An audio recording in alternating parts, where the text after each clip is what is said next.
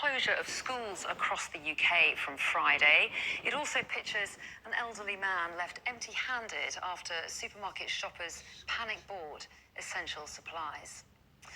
The Daily Mirror criticises what it says is a lack of clarity over the closures. Their headline, Schools Virus Chaos.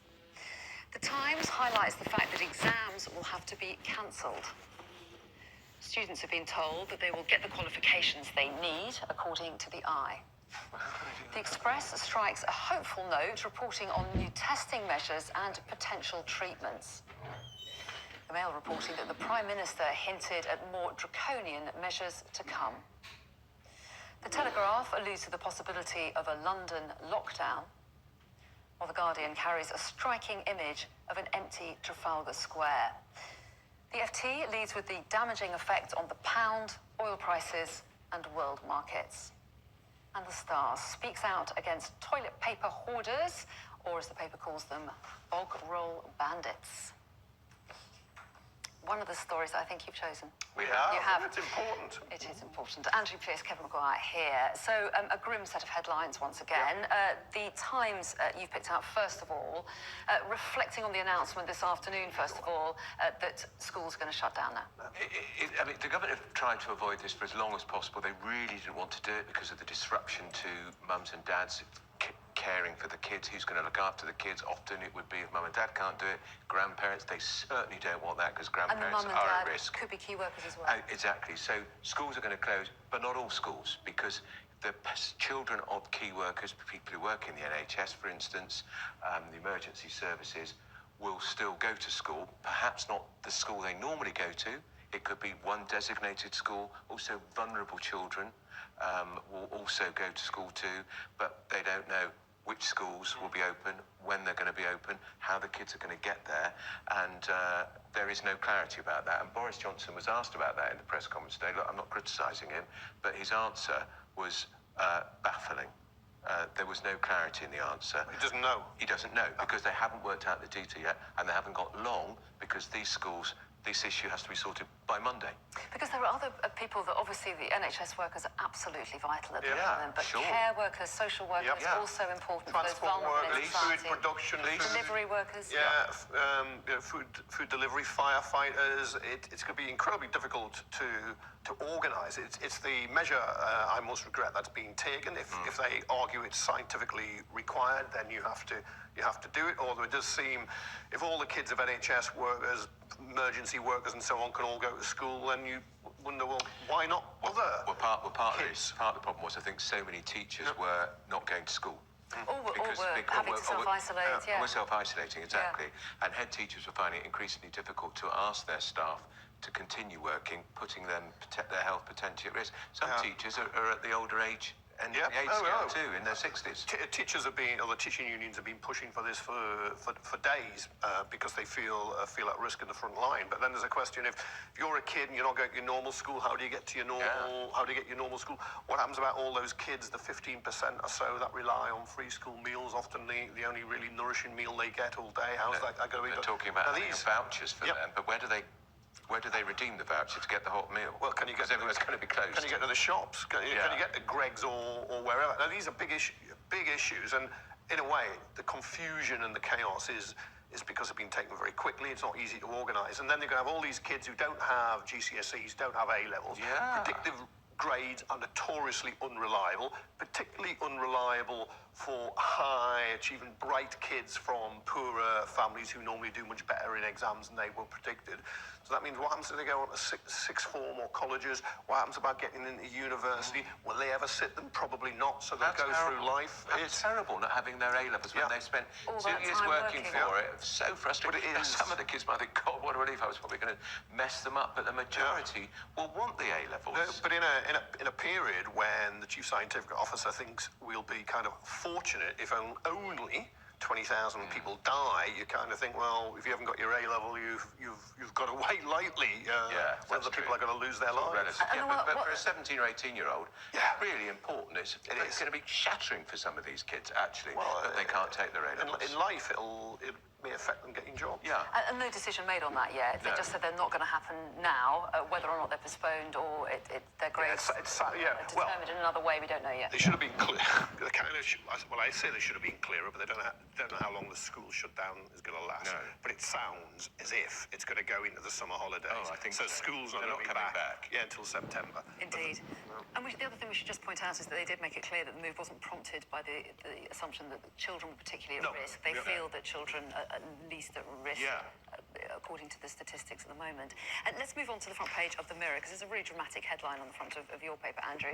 Schools out, Mail, exams axed, deaths soar and army in. This is the question of the army. 20,000 soldiers being put on standby, deliver oxygen to hospitals, but also will they be, if London is somehow going to be locked down, there's going to be curfews, not allowed out your house, sort of Italian, French-style bans, will troops be required to try and enforce that? Because it's very difficult to enforce. You really, at the moment, in a mature democracy, we've been trying to rely on people being responsible, although the studies suggest that a sizable minority don't. You saw with the St. Patrick's Day celebrations in parts of the country. In Liverpool, it was extraordinary. There were hundreds and hundreds of them, I think, dancing, singing, and right next to each other. I spoke to my brother who lives on Tyneside. He said it feels very different there than in London, because, of course, it's developed faster in London, it's more crowded.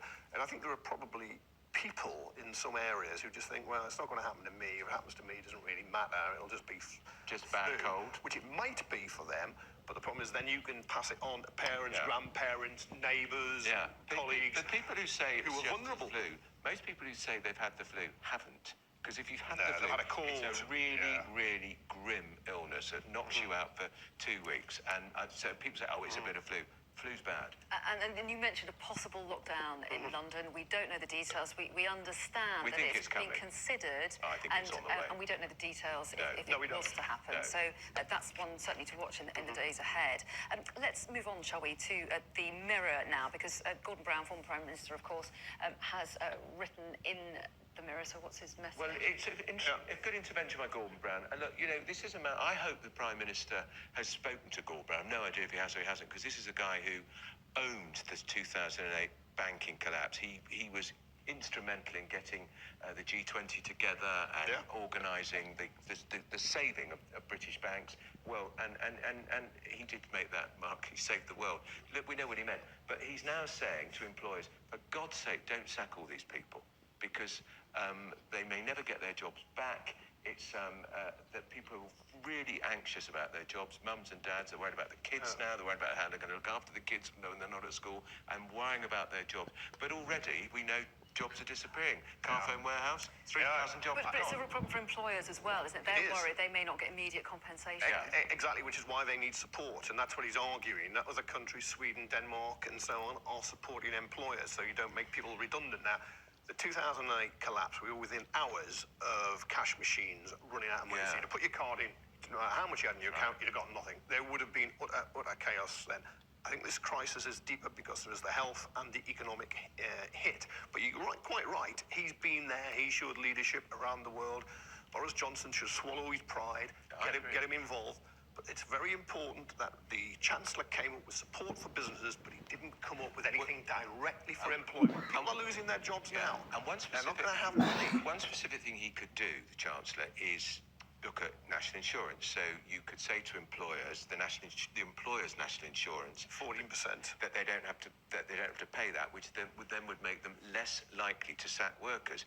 But would they just take the saving and not do anything? And can a Tory government really be seen to giving help to the employers rather than the employees? So cut the employees, you know what it is, but they still might get sacked. Johnson and Rishi Sunak have to come over their ideological opposition. I think they're getting them. I think they're still held back. They've got to recognise if they're using the wartime rhetoric. During wartime, 1934, no one was left behind. Absolutely. No, industries were nationalised, state control. He did echo the words of Mario Draghi over the financial crisis. He said, what was the expression he used? Whatever it takes. Gordon Brown used that in 2008. And there was some reassurance as far as renters today, and kind of promise of more details for some of these people who may have missed out up till now in the next few days. We'll wait for details. Let's move to the front page of the Financial Times next. They go more broadly, as you would imagine, on the economy, but they're talking about, despite interventions, markets still falling. No, absolutely. Pound down to a 30-year low.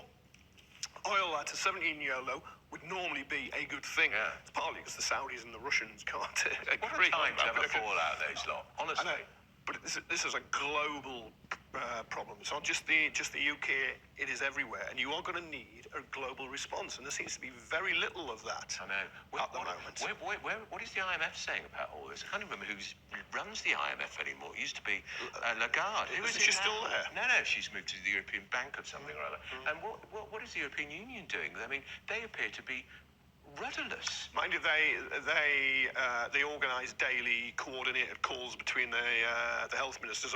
We aren't in that now. No. And it's always been the case. You can close your borders. I'm not sure how effective that is if you've got And- coronavirus within your state. I mean, well, the brand new governor of the Bank of England, what a a time to start. take over I that know. job, has been. He was interviewed by our economics editor. He said that nothing was off the table, including printing money, QE, that we remember. Well, happened from- after the banking collapse. Yeah, the financial crisis, What a exactly. baptism of fire for him. I mean, Mark Carney's all about getting out at the right time.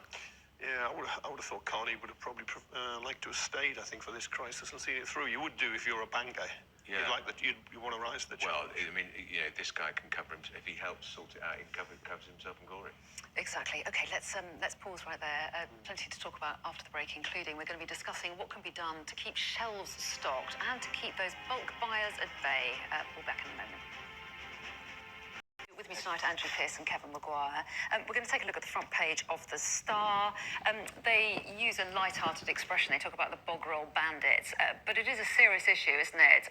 The fact that there are people who can't get hold of basic items because... Yeah, and the stars are reverent, but nevertheless, bog roll, you know what it is, and it kind of represents the panic buying that is happening. And you go in a supermarket, the big supermarkets, and shelves are being stripped bare. Now, people are spending and must be storing, and they will have to stop doing it at that point because they won't have any money left. But it means other people can't buy stuff. so they can't stock up quick enough. Buying up all the hand sanitizers, which means that this dreadful germ disease is going to spread even faster because people can't keep themselves clean. But all the speculation, and it's Boris Johnson's answer, the Prime Minister's answer, that London might come into some sort of lockdown or might be restrictions. It's going to lead to a stamp. It is tomorrow morning. There will be more people. In one way, I understand if somebody else is going in and buying all the toilet rolls, or a group are, of course you're going to think they're all going to be gone. So it's almost human nature that you take your own, And the other then thing it to just say builds on itself. we don't know any details if there are more restrictions on London, and if there were, supermarkets probably would be open because people need to get supermarkets are food, now aren't they? beginning to bring in restrictions. They are. But, can anyone tell me why so many people, why there are no eggs? I can't buy any eggs. Yeah. 3 days trying to buy eggs. Somebody must be hoarding them. But of Yeah. course, it's probably the profits of supermarkets must be Through the soaring. roof. While poor cafes, pubs, restaurants, Yeah. theatres are getting hammered. Yeah, and don't forget Amazon and Netflix, all those tech Although- giants making an absolute fortune. Well, yeah, and workers working very hard. Yeah. And Oh, God, potentially- blimey. Well, Amazon will be a jobs bright spot because they're actually tiring people. Yeah. And let's move on because we've got a couple to rattle through if we can. Inside the Mail, Prince William, one's rallying cry is the headline. Britain's dreariest man. Harsh. Oh, yes. He's a future king. He's got a great following, particularly on social media and Instagram. Now, he's got millions of followers, Kevin, and he's just saying, you know, the people of the UK have a unique ability to pull together, and he's urging a sense of team spirit. And in a sense, what he's saying is, so stop your panic buying, really. You know, think of each other, be community-minded. Says a man with servants who doesn't have to go out and do his own shopping. Is he going to open Kensington Palace or Buckingham Palace for homeless people or those who can't get food at food banks anymore because they're not being stocked? Is he going to do anything else? Or is he just going to record? Is he just going to record something Wouldn't be allowed to for security. and expect us to, you know, tug forelocks, doff caps? What's he going to do? I think it's very nice that he's spoken Well, up. and Kevin, I know you're not a fan of the royal family. You've made that clear when you come on. But do you think that call it as I see it. there are lots of people that would be pleased to hear from a figure from the agree. royal family? Is it a kind of unifying voice? I think Yes, most it people is. would like a free delivery of a bog roll, actually, to be honest, rather than having to, you know, And somebody look, who's pretty privileged and all right. Devastating news. Princess Beatrice may have to postpone her wedding. Yeah. Terrible, isn't it? There was Scaling going to be a back. reception in Buckingham God. Palace. That's apparently off. I wonder if they'll just delay the whole thing. It's the end of days, isn't it, really? God, what a royal wedding's got to be, Paul Sport. Isn't that Okay. terrible? One more story we can squeeze in. This is inside the Times. The headline is Home Office thoughtless about Windrush migrants. Is effectively accusing the Home Office, and we never thought we'd hear this, of institutionalised racism over the way it treated the Windrush It migrants. pulls back just a little bit. Who really gets criticised? Theresa May, who was in charge at the time. Amber Rudd had to resign as Home Secretary, but it wasn't on her This watch. report, It was me. it's Wendy Williams, one of Her Majesty's Inspector of Constabulary. She stopped short of making a definitive finding it was institutionally racist, but almost. And she says successive governments tightened immigration controls with no regard for the Windrush generation. Remember, they came to this country Terrible. because we needed them. That's right. And then they were being deported, deprived medical care, losing their jobs. People were dying as a result. And no legal support. It's page two of the Times. It would have been the splash, the front page, and I'm sure when we get to, it'll be published Thursday, Friday's papers. It will not get the coverage. And let me just say, otherwise would and deserve. Who was the permanent secretary during a lot of this time? Sir Philip Rutnam, the man who resigned because Priti Patel bullied him. That's because he was useless. Okay. We are Let it go. Let it go. Useless. Okay. We're out of time. Unlike Priti Patel. Okay. Oh. Andrew, Kevin, we're out of time. Thanks both very much indeed. Now, Angela Merkel has described COVID-19 as